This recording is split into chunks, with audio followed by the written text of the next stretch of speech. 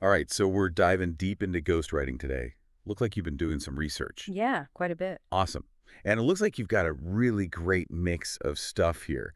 You've Uh, got this practical guide to actually starting a ghostwriting business, right? Yeah. And then, we've also got some pretty in-depth articles and excerpts about how AI is changing the game for writers in general. Right. And by the end of this deep dive, I think you're really going to have a solid grasp of, not only what it takes to be successful as a ghostwriter, Uh-huh. but also like, how you can use AI to kind of like be your secret weapon. Cool. So I think a good place to start is like, what even is ghostwriting? Right. I mean, for anyone who's not familiar, it's kind of like being the wizard behind the curtain, or Yeah, that's a really good way to put it. you're like crafting these amazing words and ideas, Hmm.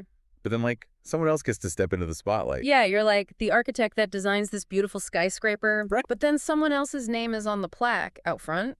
Exactly. You're behind the scenes, but you're the one who made it all happen. And with the explosion of online content, I mean, it seems like the demand for skilled ghostwriters has just like gone through the roof, right? It really has. You know, businesses, influencers, even just regular folks trying to like build a following online. It seems like everyone needs help creating engaging content these days. Yeah, and not everyone has the time or the skills to do that. Right. And it's funny, when I first started thinking about ghostwriting, I kind of had this narrow view of it. Oh, yeah. Like I thought it was mostly just, writing blog posts or website copy. Yeah, that's what a lot of people think. But then when I started reading through all this research, I Eh. realized, wow, it's so much bigger than I thought.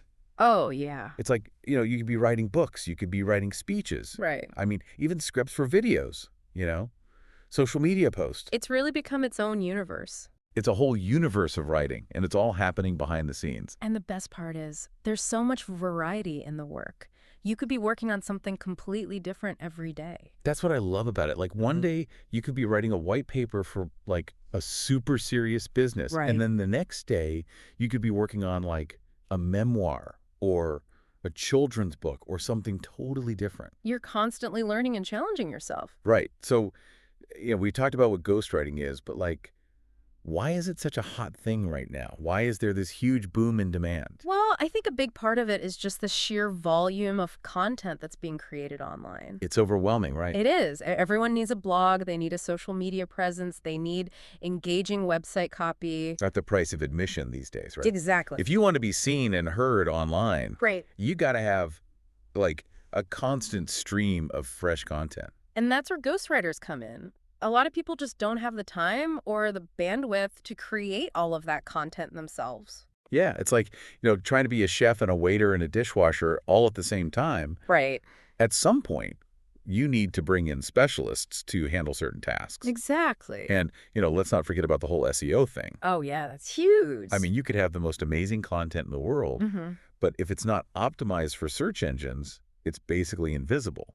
It might as well not exist. And that's where ghostwriters who really understand SEO can be so valuable, right? Definitely. They know how to use keywords, they know how to structure the content, and they can make sure that your writing is actually seen by the people you want to reach. It's not just about writing beautiful prose anymore. Right. You got to know how to play the game. You got to know the technical side of things, too. Okay, so we've talked about what ghostwriting is, why it's booming. Hmm. But now let's talk money. All right, let's get down to brass tacks. Because, I mean, that's what everyone wants to know, right? Yeah. How much can you actually make Yeah. as a ghostwriter? Well, that's the million-dollar question, isn't it? It is. And from the research that I've done, it seems like the earning potential can be, pretty impressive. It can be. But it's not like a get-rich-quick scheme. No, definitely not. It takes work, it takes dedication, and it takes, like, a strategic approach. And knowing how to price your services. Yes. Pricing is so important, especially when you're starting out. I see a lot of new ghostwriters make the mistake of undervaluing their work. Right. Because you want to be competitive, You do. but you also don't want to, like, sell yourself short. Exactly. You've got to find that sweet spot. So, from what I've read, there are a few different pricing models that ghostwriters use, right? Yeah. There's per word, there's per project, there's hourly rates, even retainer contracts. Yeah, it can get a little confusing. It's a lot to wrap your head around, so let's break it down a little bit. What are the pros and cons of each model? Okay, so let's start with per word pricing. Yeah. This is pretty common, especially for shorter pieces like articles or blog posts. Okay. And rates can vary wildly, from a few cents to $1 or more per word, depending on your experience and the complexity of the topic. Yeah, it makes sense that you wouldn't charge the same rate for like a 500-word blog post about gardening tips Right. as you would for like a 2,000-word technical white paper, right? Exactly. And then there's per-project pricing, which works well for longer-form content, like ebooks or website copy. This gives you more control over your earnings and can be more profitable overall. Okay, so per project is kind of like, you estimate how much time and effort the whole project is going to take. Right. And then you give the client like a flat fee. Exactly. And have you noticed any patterns in terms of which pricing models work best in different niches? Yeah, definitely. For highly specialized niches like finance or technology, where the content needs to be super accurate and in-depth, Mm-hmm. you'll often see higher rates and a preference for per-project pricing. Makes sense.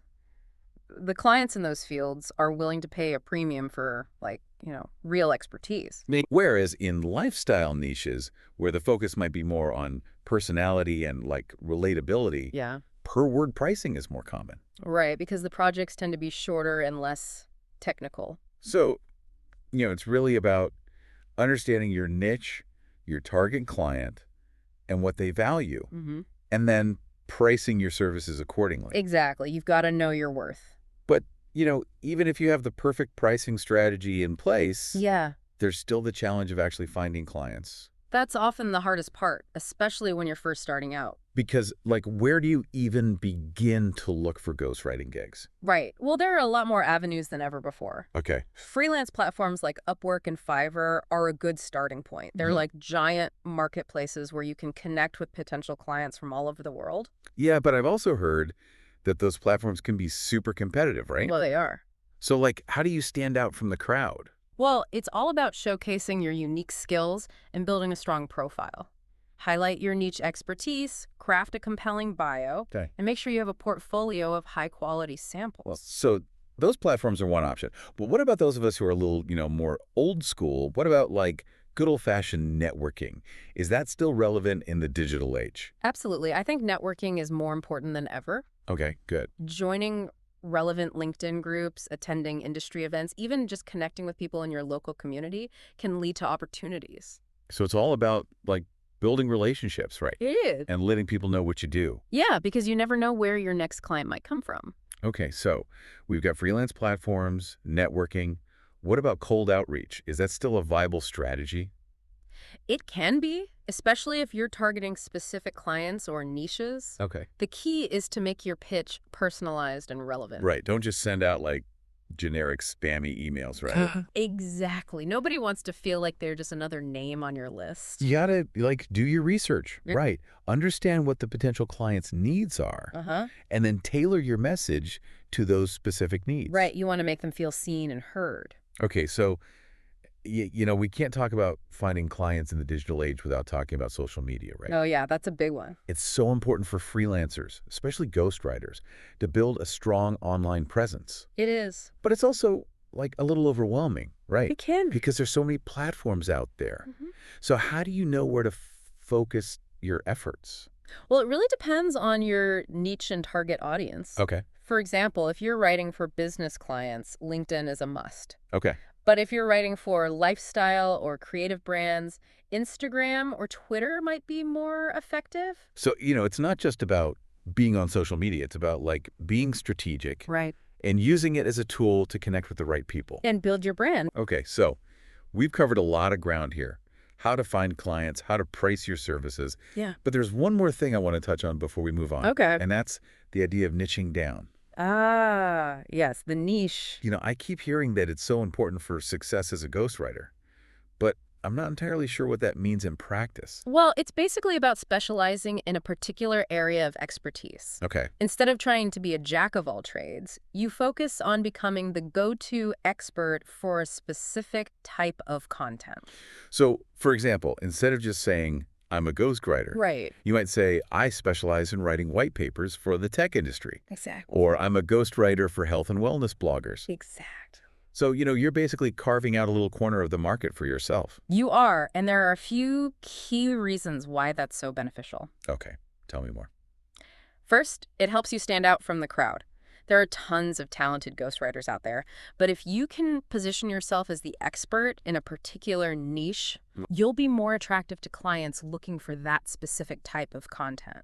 Yeah, it's like being a specialist doctor instead of a general practitioner. Right. People are willing to pay more for someone who has like deep knowledge and experience in a specific area. Exactly. And niching down also allows you to really hone your skills and build a portfolio that showcases your expertise. And from a practical standpoint, I imagine focusing on a niche makes it easier to market your services too, right? Absolutely. You can target your efforts more effectively and attract the right clients. So it's a win-win situation. It is. But, you know, niching down sounds great in theory, Yeah. but how do you actually choose a niche? Well, it's a combination of passion and research. First, Okay. think about what you genuinely enjoy writing about. Okay. What are you naturally good at? So, like, if you're a total tech geek and you love reading about the latest gadgets and, like, all the new apps and stuff, maybe that's your niche. It could. Or if you're, like a fitness fanatic who's always like reading about the latest health trends and like trying out new workouts. Right. Maybe you specialize in writing for the wellness industry. Exactly. But passion alone isn't enough. Right. You also need to make sure there's actually a demand for your chosen niche. Okay, so how do you figure that out? Well, there are a few things you can do. You can look at freelance platforms and see what types of projects are being posted. Okay. You can use keyword research tools to see what people are searching for online. That's smart. You can even just browse industry publications and blogs to see what topics are being covered. So it's like being a detective, It is. looking for clues and opportunities. Exactly. You've got to find those gaps in the market where there's a need for specialized content, but not a lot of competition. Okay, this is all starting to make sense. So we've talked about what ghostwriting is, why it's booming, Yeah. how to find clients, how to price your services, how to niche down. Mm-hmm. But there's one big elephant in the room that we haven't really addressed yet, Okay, I think I know where you're going with this. AI. It's the buzzword on everyone's lips these days. It is. And it's definitely changing the game for writers in ways that I think we're only just beginning to understand. Yeah, it's moving fast. So let's get real here. Can robots really write? That's the question, isn't it? It is. And if they can, what does that mean for the future of ghostwriting? Are human ghostwriters even going to be necessary anymore? Those are the million-dollar questions. They are. And the answers are complicated. Okay, well, let's try to unpack them a little bit. All right, let's do it. From what I've been reading, it seems like AI is rapidly evolving. It is. And the capabilities of these tools are, like, becoming increasingly impressive. Yeah, it's kind of mind-blowing what they can do now. But, like, I still have so many questions. I understand. So I guess, like, the first question is, are these AI tools, a threat to human ghostwriters? Or are they actually an asset? Well, I think it's a bit of both. Okay, help me understand that. AI is not here to replace human writers. Okay. It's here to augment our abilities and open up new possibilities. Okay, I'm willing to keep an open mind here. Convince me. Hmm. How can ghostwriters specifically benefit from using AI?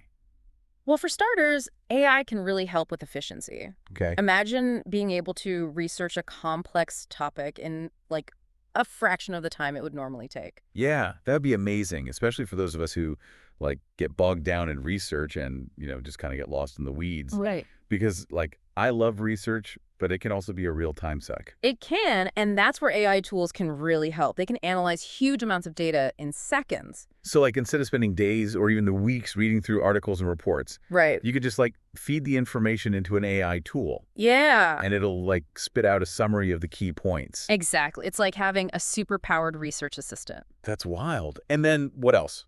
Well, AI can also help with structuring your content. Okay, tell me more. Let's say you're writing a blog post.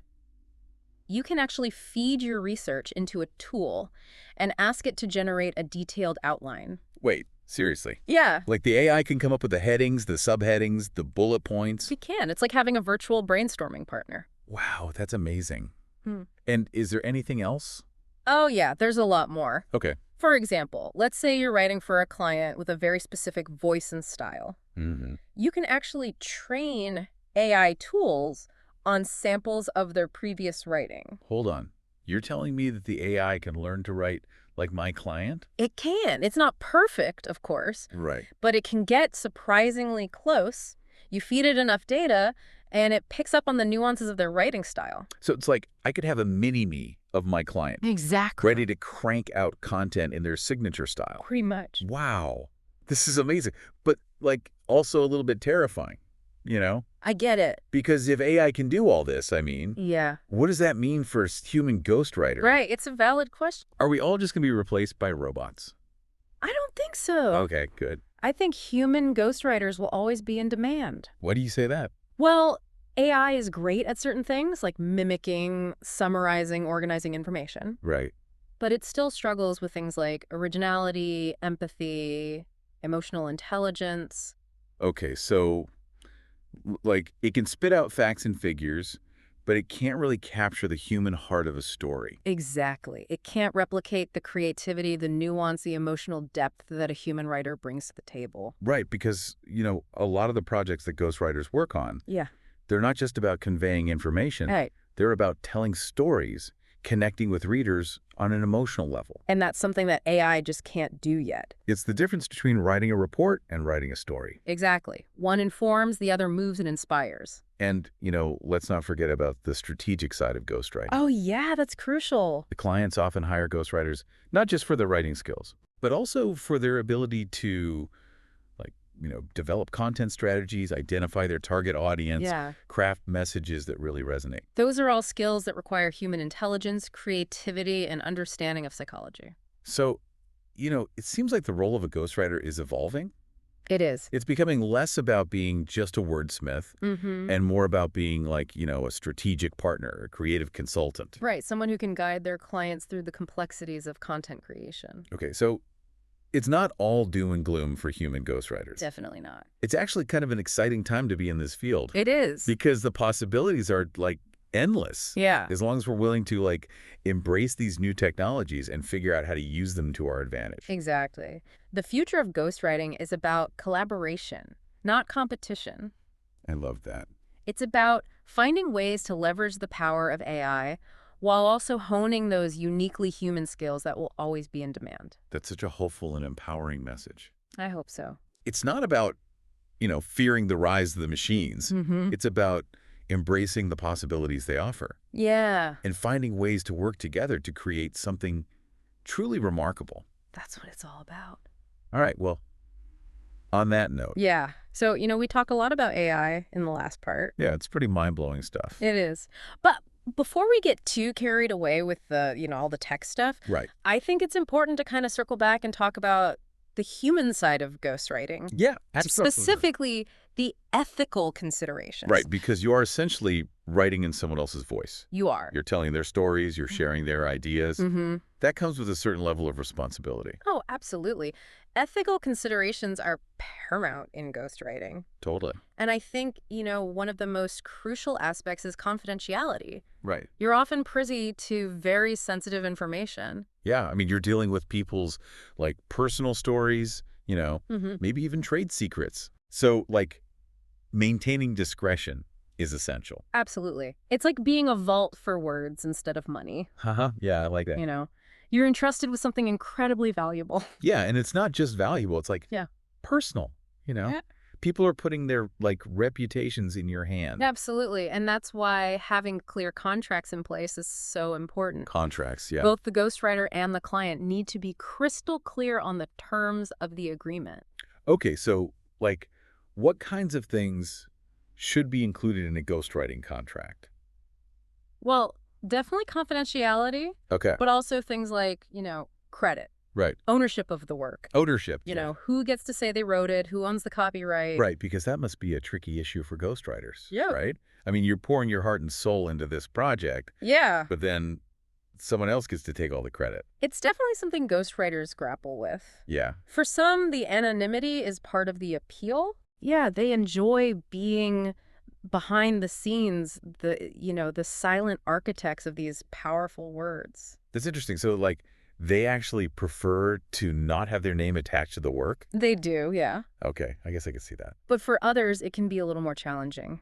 Yeah, I can imagine. They might, crave recognition, or they might feel a sense of ownership over the work that they've created. Right, and it's their work. It is, yeah. I mean, they're the ones who put in the time and the effort and the creativity. Right. So it really comes down to, finding what feels right for you as a writer. Right? Some people are perfectly comfortable with the idea of, writing in the shadows, Yeah.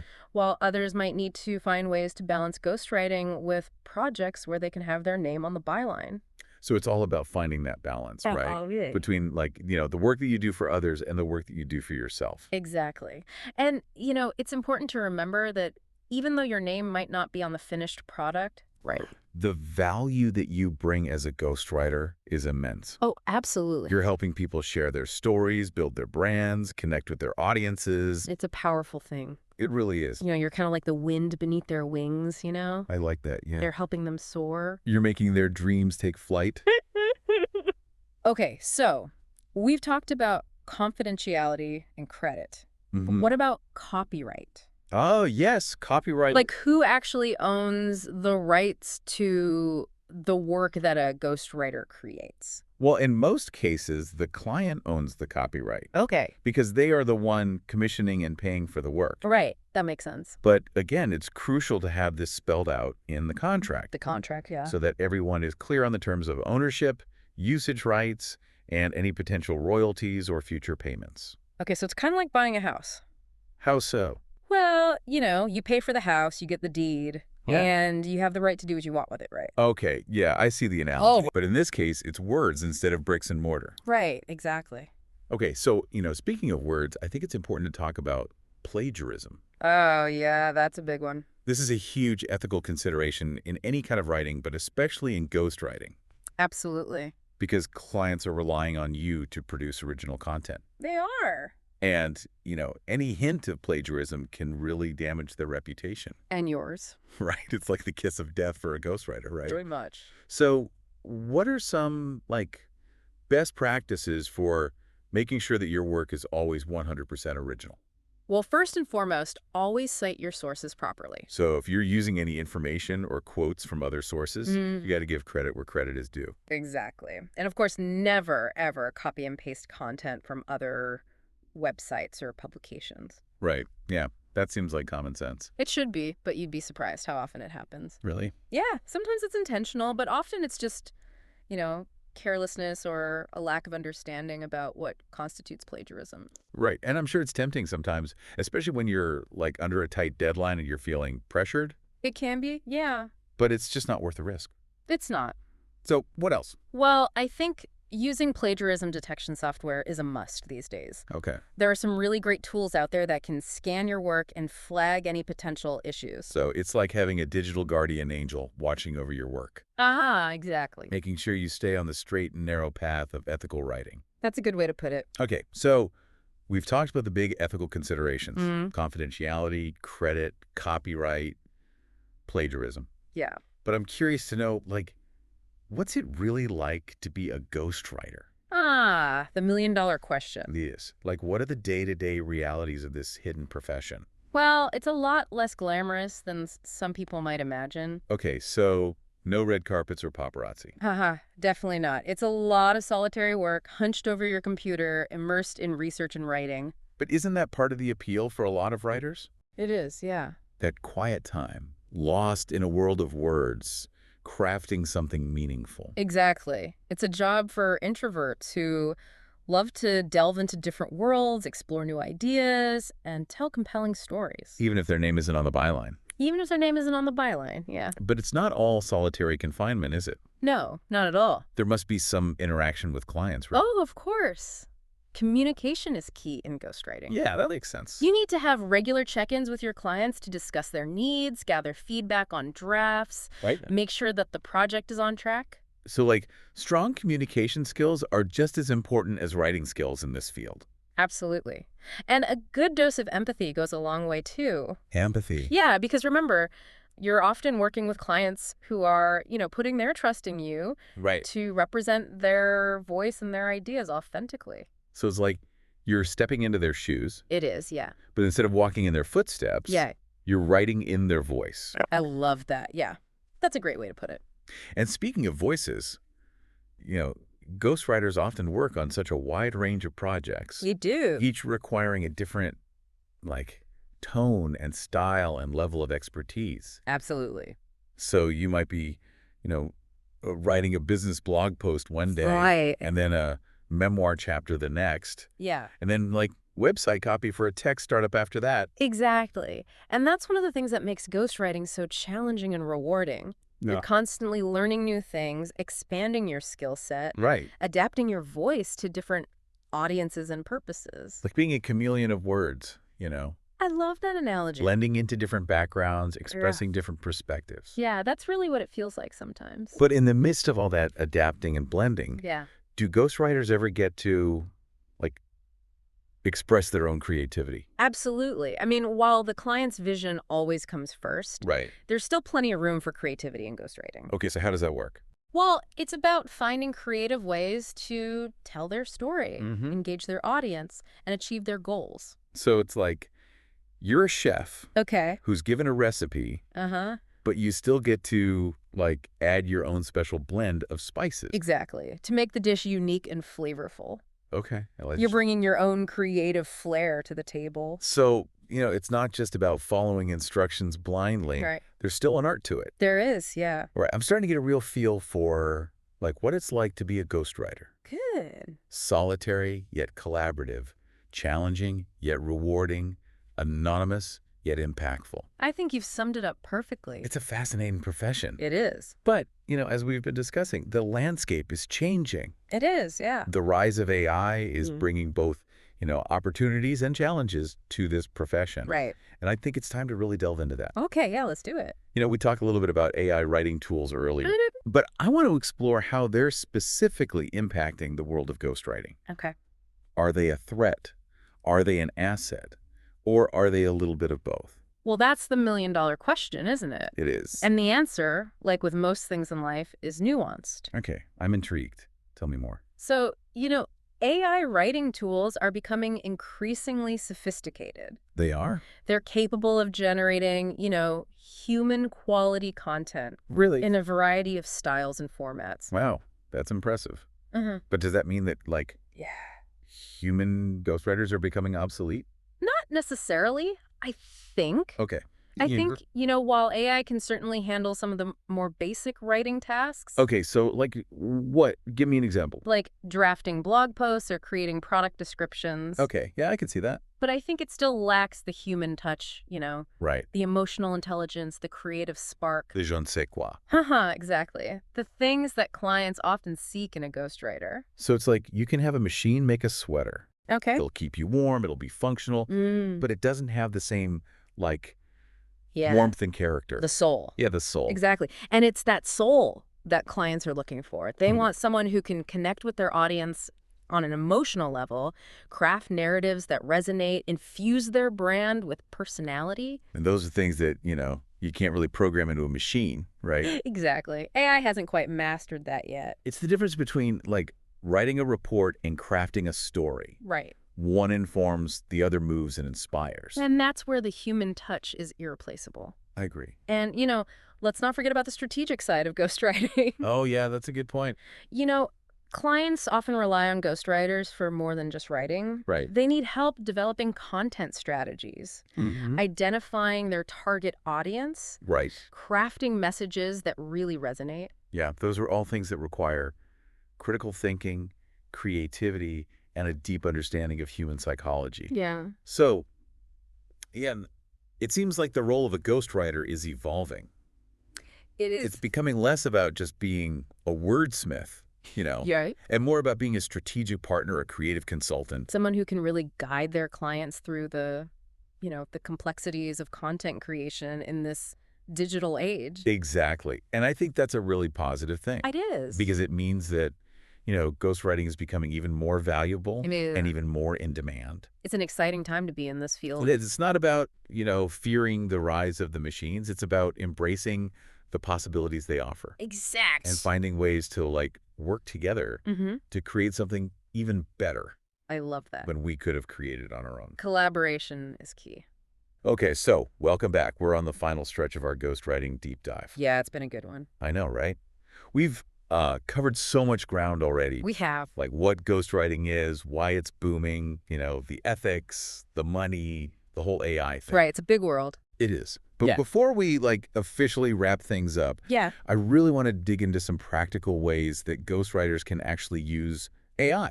Okay, sounds good. Because it's all well and good to talk about the potential. Right. But how do we actually make these tools work for us? Exactly. Let's get specific. I think one area where AI really shines is research. Okay, research, yeah. Imagine you're writing a white paper on like a really complex topic, like, I don't know, the future of renewable energy, for Okay. example. Yeah, that's a good one. Traditionally, you'd spend hours, maybe even days, poring over articles and reports and textbooks. Ugh, yeah, it's so time consuming. It is, and honestly, it can be pretty draining mentally. Oh, tell me about it.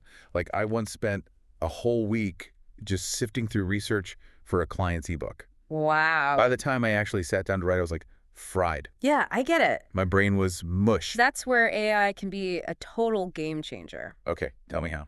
Tools like ChatGPT can analyze huge amounts of data in seconds. Yeah, they can pull out key facts, trends, even summarize like really complex concepts. So instead of drowning in research for days, Right. I could just feed the information into an AI tool Uh-huh. and get like a nice, concise summary in a few minutes. Exactly. It's like having a super-powered research assistant who can just do all the heavy lifting for you. That's amazing.